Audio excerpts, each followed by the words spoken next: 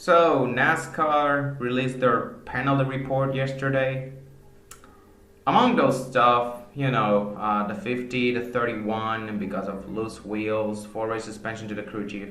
I've already touched upon that a little bit in my previously, but to reiterate, I think that penalty is a little bit too light. I feel like that penalty should be increased to like 6 races because it's just a single lock nut. These tires are just single lock nut now.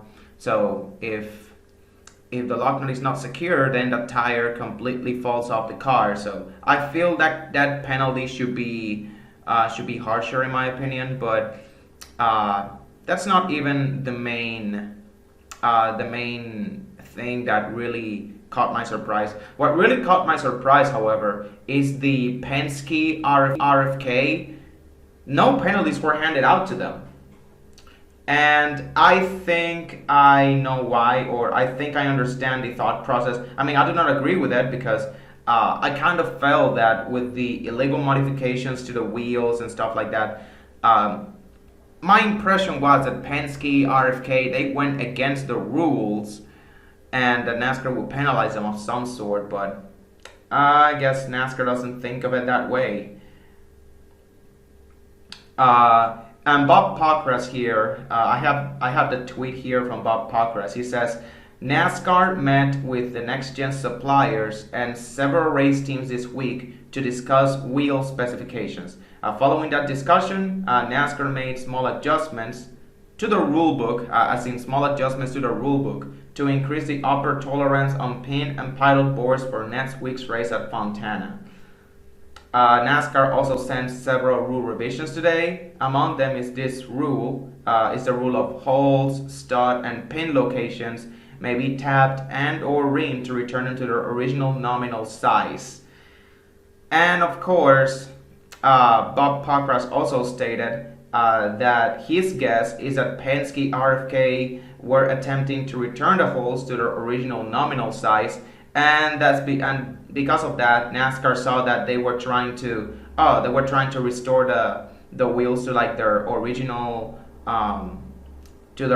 size, so they wouldn't get caught with a post race inspection DQ. So of course, they saw that as like a gray area rule, and they wouldn't be penalized for it because they were trying to keep the car within the rules. So I guess NASCAR saw that and said, "Oh well, if that's what the thought process was to make those adjustments, then we're not going to penalize you."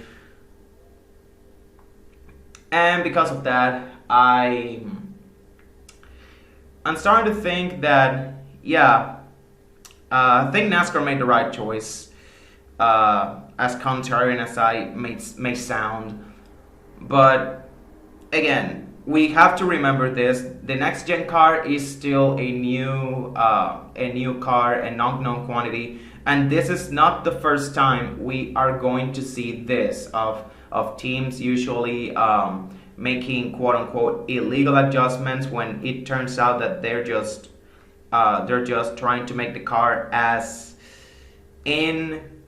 to make the car not break the rules or not get caught with an infraction on post-race inspection. I think that's what NASCAR is. That's what teams are trying to do, so they don't get bopped with some sort of penalty by NASCAR. And because of that, if they can argue that, hey, those parts, we figured out those parts did not meet the specifications, so that's why we made those modifications, so they would not break any rules. And NASCAR, of course, recognizes that as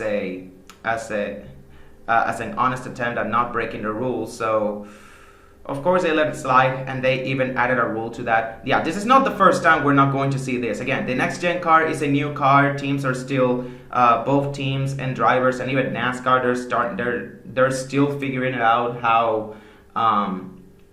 how these not only the car is going to be driven on the driver's side, but also how the penalties are going to be handed down.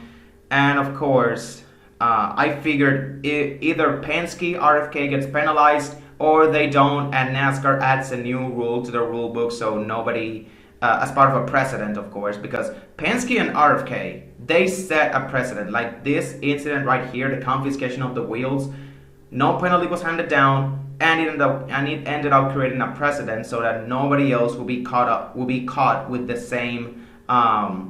Nobody else will be penalized if they did the same thing that Penske or RFK did.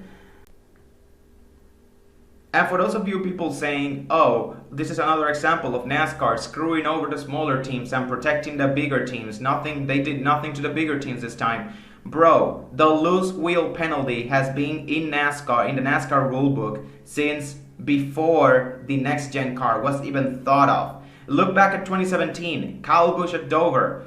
He drives for Joe Gibbs Racing, a top team in NASCAR. That didn't matter. That's a 4-race suspension. His crew chief, Adam Stevens, got suspended for 4 races for that infraction. So this is not just, so please stop using that example because it doesn't make sense and it's just a non-comparison. One of these incidents, what happened with the 31 and the 50 was a blatant violation of the rules. What happened to RFK and Penske, it was more of a gray area rule that NASCAR ended up saying, we're not going to do anything, we're going to amend the rule book.